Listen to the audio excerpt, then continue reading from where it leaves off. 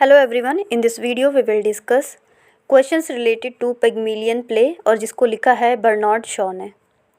ये जो क्वेश्चन है ये कई तरीके से आता है कि जो क्लास डिफरेंस है वो किस तरह से प्रेजेंट है इस प्ले के अंदर, या फिर जो स्नोबरी है उसको प्रेजेंट किया है, काइंड्स ऑफ मैनर की किस तरीके का बर्ताव होता है, बिहेवियर होता है इंसान का, उस चीज़ को प्रेजेंट किया है, मिडिल क्लास की जो मोरालिटी होती है उसको, और जो करेक्टर्स हैं इन सबको डील करेंगे आज की इस वीडियो में हम जो पिग्मेलियन टॉपिक पे।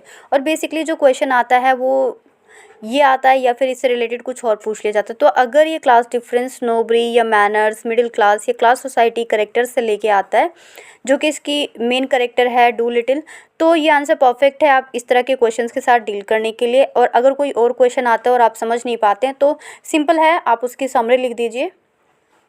In 1913, Shaw published Pygmalion, a satire on snobbery and a participation to educational theory. And the meaning of snobbery कि जब किसी चीज़ के ये तो अपनी जैसे एक होता है घमंड टाइप, ये उसी तरीके से लिया जा सकता है। किसी को किसी की ब्यूटी पे हो सकता है, उसके मैनर्स पे हो सकता है, उसकी क्लास स्टेटस को लेके हो सकता है, उसके एजुकेशन को लेके हो सकता है। बट इसको एक पॉजिटिव तरीके से नहीं लेते, इसको एक नेगेटिव तरीके से ही लिया जाता है। अ सटायर ऑन स्नोबरी, इसको इसी में प्रेजेंट किया गया है। It is a play about education कि जो लोगों की एजुकेशन है वो कैसी है, और एजुकेशन क्या है, एक वेपन की तरह काम करती है जो लोगों के एटीट्यूड को, उनके बिहेवियर को चेंज करती है। जैसे कि जो ये ड्रामा था इसमें जो एलिजा, जो डू लिटिल का बिहेवियर है वो बिल्कुल चेंज हो जाता है जब उसको बहुत सारी चीज़ें सिखा दी जाती हैं। And it's also a subject with which show was more than concern. In Pygmalion Eliza का पूरा नाम ही है एलिज़ा डू लिटिल, और कभी कभी सिर्फ डू लिटिल भी पूछा जाता है। Through whom Shaw's conception of education is revealed, learn not only upper class sounds but also self-reliance and self-sufficiently. The central theme of the play remains the contrast between the passion for improving the race and the ordinary human desire for the comfort and consolations of the domestic hearth. It is a contrast between the vital and the mechanical, between the living person and his artificial social role. यहाँ पे एक living person मतलब कि जो एक इंसान का अपना एक पर्सनल बिहेवियर होता है, और एक वो बिहेवियर जो सोसाइटी की वजह से, सोशल नॉर्म्स की वजह से हम लोग अडॉप्ट कर लेते हैं। तो यहाँ पे जो इसके राइटर हैं बर्नार्ड शॉ, वो बोलते हैं कि ये जो बिहेवियर है that is called artificial behaviour. In Pygmalion, Shaw dramatized the whole world in which people play roles that have often been artificially. कि जो लोग हैं वो दूसरों को दिखाने के लिए जो एक बनावटीपन जैसा बर्ताव करते हैं उस चीज़ को प्रेजेंट किया है।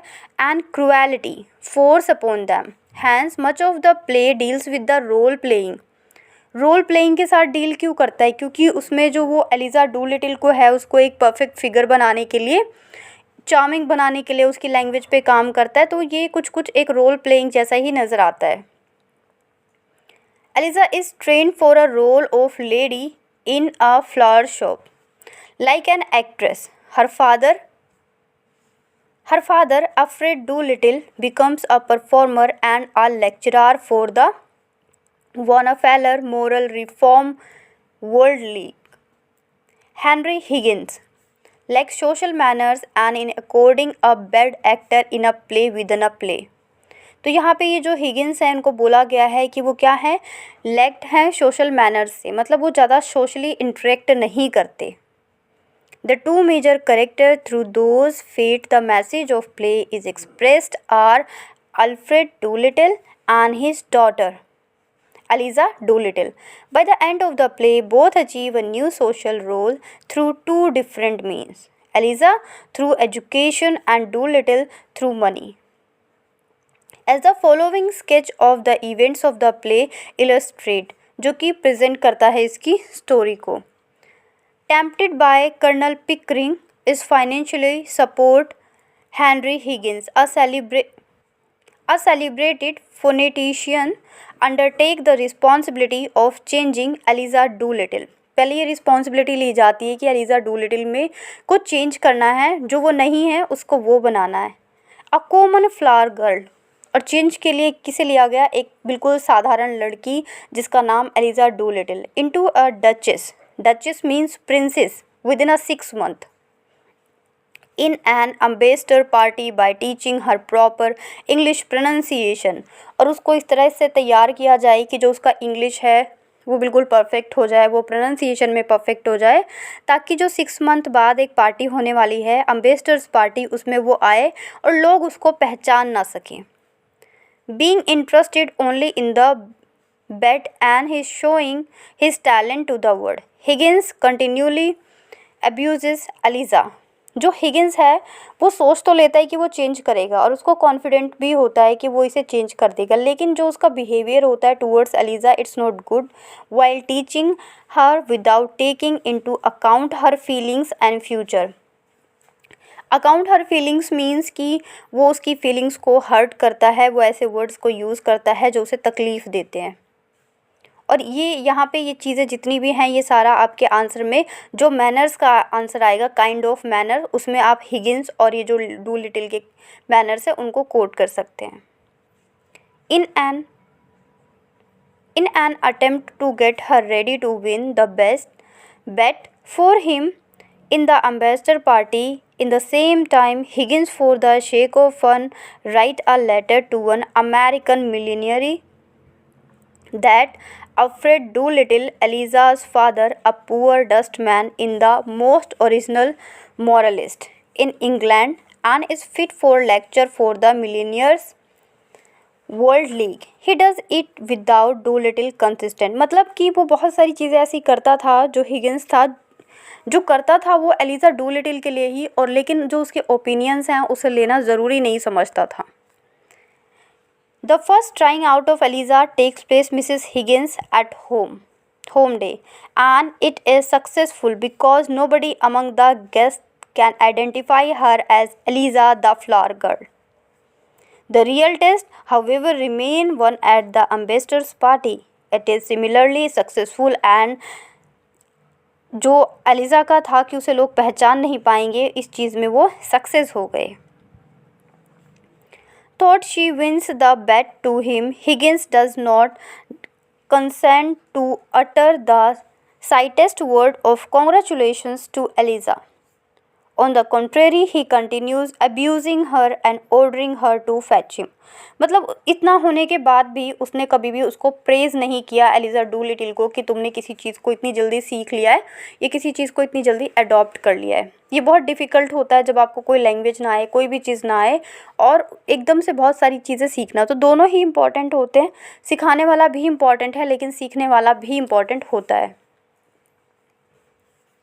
In the same time, Alfred Doolittle, who has inherited a bouquet worth £3,000 a year, comes to blame Higgins for having turned him to the gentleman.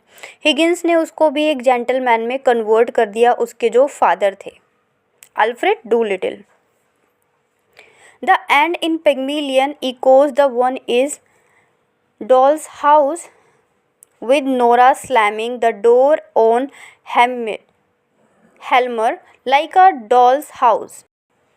After that show therefore gives the most popular fairy tale story a quite realistic conclusion in order to emphasize the invalidity of idle feelings and romantic thinking. In the fashion so bring in the focus and inevitability and omnipresence of reason. For this reason, Shaw reverses the Cinderella story and disappoints the audience expectation of a happy marriage between Higgins and Eliza. और ये एक कह सकते हैं happy ending नहीं होती है, disappoint कर देते हैं ऑडियंस को. ये जो प्ले है वो डिसअपॉइंट कर देता है क्योंकि स्टार्टिंग में ऐसा लगता है कि जो हिगिंस है और एलिजा डूलिटिल दोनों शादी कर लेंगे, लेकिन ऐसा होता नहीं है. And the reconciliation of the other characters by making Eliza refuse Higgins. In this respect, Bernard Shaw writes the reality in the result of many factors that cannot be simplified but considered as they are. Because simplification entails dividing facts into positive and negative. Deeds into right and wrong, people into heroes and villains, society into high and low classes. इन सारी चीज़ों पे deal करता है ये जो play है हमारे, ये जो ड्रामा है हमारा। All such divisions aim at stratifying society and giving authority to some classes of people and validity to their pretension to dignity। Pretension और प्रिटेंड करने में ही जो लोग हैं अपनी क्लास की रियलिटी को क्या करते हैं, हाइड करते हैं, और एक आर्टिफिशियल जो मास्क होता है, आर्टिफिशियल लैंग्वेज या आर्टिफिशियल मैनर को अडॉप्ट करते हैं। So opening scene sets a group of some timidly some sacrificially मतलब बहुत सारी चीज़ें छोड़नी पड़ती हैं किसी भी इंसान को जब वो किसी चीज़ में कन्वर्ट होता है या अपनी कोई हैबिट छोड़ता है या कोई हैबिट अडॉप्ट करता है, इसके लिए। It is a quite plain from such a class difference as it reveals through Eliza's action in the society with Bernard Shaw is dealing with a class society। और इस करेक्टर के through, ये जो Aliza Doolittle का character है, इसके through इन्होंने जो क्लास सोसाइटी है उसको प्रेजेंट किया है बर्नार्ड शॉ ने। Eliza Doolittle is quite aware of class system and the class values, and she exploits them to her own interest by using flatters as a medium in order to win Pickering and Higgins' favors and pity and makes them buy her flowers. Eliza avails herself of her low-class situation and attract customers and make them buy her flowers। वो अपनी class जो उसकी होती है, जैसे कि वो एक फ्लावर गर्ल है, फूल बेचती है, तो वो अपनी सिचुएशन को एक साइड करके वो अट्रैक्ट करती है लोगों को ताकि वो क्या करें, उससे फ्लावर्स खरीदें। जब आपने इसको समरी किया होगा तो देखा होगा कि वो एक कहते हैं ना अपर क्लास की लैंग्वेज भी यूज़ करती है, हालांकि वो ठीक से बोल नहीं पाती पर फिर भी लोगों को अट्रैक्ट करने के लिए उस लैंग्वेज का यूज़ करती है। अब जितनी भी क्लास की बातें हो रही हैं, वो जो क्लास से रिलेटेड क्वेश्चन आता है पिग्मिलियन को लेकर, वो सारे पॉइंट्स वहाँ पे फिट होते हैं। Eliza is class conscious, she knows the lower class girl taking with gentleman are accused of possession. She reacts so because she believes herself to belongs to the class that cannot afford lawyer। वो एक ऐसी class से belong करती थी और इसके लिए उसे कोई ये नहीं था कि वो उसे अनहैप्पी थी या जो भी। The contrast between social classes, however, is better revealed through Doolittle's and Eliza's journey upward in the society hierarchy।